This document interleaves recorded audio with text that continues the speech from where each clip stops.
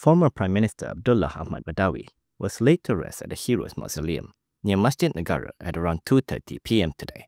After funeral prayers were held, Abdullah's remains had been brought to the mosque this morning for the lying-in state from 11 a.m.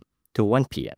to allow members of the public to pay their last respects. Among those that paid their last respects included Prime Minister Anwar Ibrahim, who arrived with several ministers, as well as Deputy Prime Minister Ahmad Zahid Hamidi and Fadillah Yusof. Anwar had spent a few minutes meeting Abdullah's family members. According to Bernama, Abdullah's wife, Jin Abdullah, his daughter, Nori Abdullah, and her husband, Khairi Jamaluddin, were among the family members who were by the late Abdullah's body throughout the last rites. Meanwhile, among others, former Prime Ministers Dr. Mahathir Mohamad, Ismail Sabri Yaakob, Muhyiddin Yassin, and former Singapore PM Lee Hsien Loong also paid their last respects. Najib Abdul Razak had also been allowed to head to Masjid Negara to pay his last respects under heavy guard. Abdullah had passed away at the National Heart Institute at 7:10 p.m. last night. He was accorded a state funeral today. In a statement, IGN said the statesperson was admitted to the hospital on Sunday morning after experiencing breathing difficulties.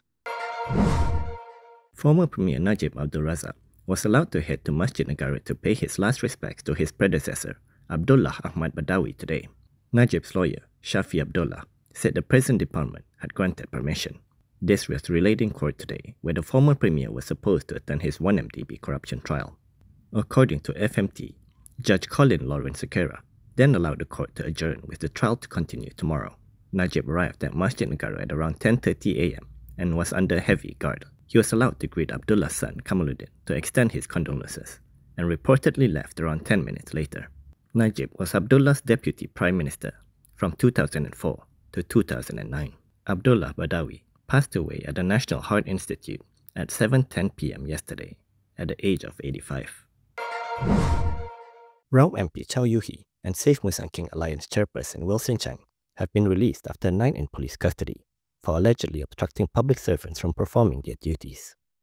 In a statement after their release, Chow repeated calls for the Pahang state government to meet with the Safe Musang King Alliance and hash out their dispute over lands being used to farm durians. He said, for 50 to 60 years, farmers here have cultivated this land and applied again and again for land titles, for permits, for recognition. He added that they have never turned away from cooperation, but asked if the state continues to bulldoze ahead, chasing profits and bowing to corporate interests, then what is left to negotiate? Meanwhile, Chang said the farmers in the alliance also respected the rule of law. However, he said some parties, emboldened by greed, openly defied court orders and destroyed their trees, work and lives. Last week, farmers had clashed with Pahang state officials while the latter were clearing Musang King trees on disputed land in Rao. The farmers claimed the Pahang government had violated a court order by cutting down hundreds of the Musang King trees. In response, the Pahang government denied it violated a court order, saying that trees were on illegally occupied land and not protected by the court order. Bersatu Deputy Information Chief Ali Mohammed has been remanded for 6 days to facilitate investigations into an alleged bribery case.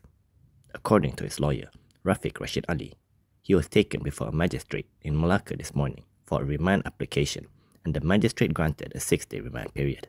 Rafiq added that so far, they were only informed that he was detained under Section 16 of the MACC Act over an alleged bribery case. He said they have yet to get full details on what the allegation is, and are expecting the investigating officer to provide this soon. Malaysia Kini has reached out to MACC for official comments. According to Rafiq, the former Malacca assemblyperson was detained at 6:30 p.m. by a team of anti-graft officers who raided his house in Tangga Batu yesterday. The MACC also recorded statements from the politician's wife and children at their office in Malacca before they were released at about 9 p.m. last night. The Kuala Lumpur High Court was told today that there was no interference from Dr. Mahathir Mohamad, Muhyiddin Yassin, or the late Daim Zainuddin in the decision to charge Najib Abdul Razak in connection with the 1MDB scandal. Former Inspector General of Police, Fuzi Harun, testified that although investigation briefings were provided to the three in 2018, the decision to prosecute Najib was made solely by the then Attorney General, Tommy Thomas.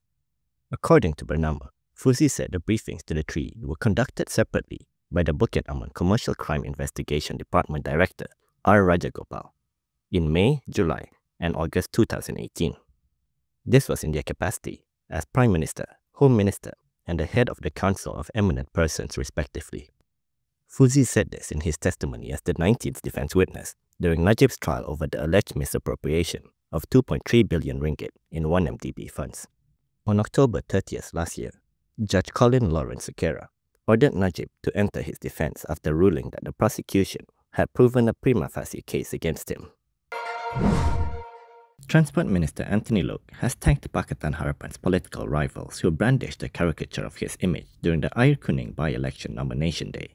When asked for comments on it, Loke said he actually likes the design and thanked those who brought the poster because it featured his image so prominently.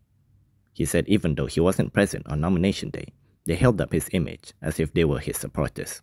Loke was speaking to reporters after a DAP aid distribution event for victims of the gas pipeline explosion in Putra Heights, Subang Jaya yesterday. The caricature poster was spotted during the nomination day for the Air Kuning state by-election in Perak, where a group of PN supporters carried it as a form of protest.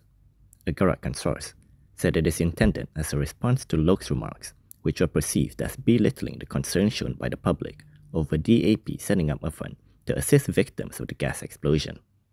It is believed to have been a jab at Loke, who previously told certain quarters to keep quiet after the fund was criticized. On April 10, DAP's mouthpiece, The Rocket, reported that the party successfully raised just over 965,000 ringgit for the emergency relief fund and no longer accepted further donations. DAP has dispersed the amount raised to the victims yesterday.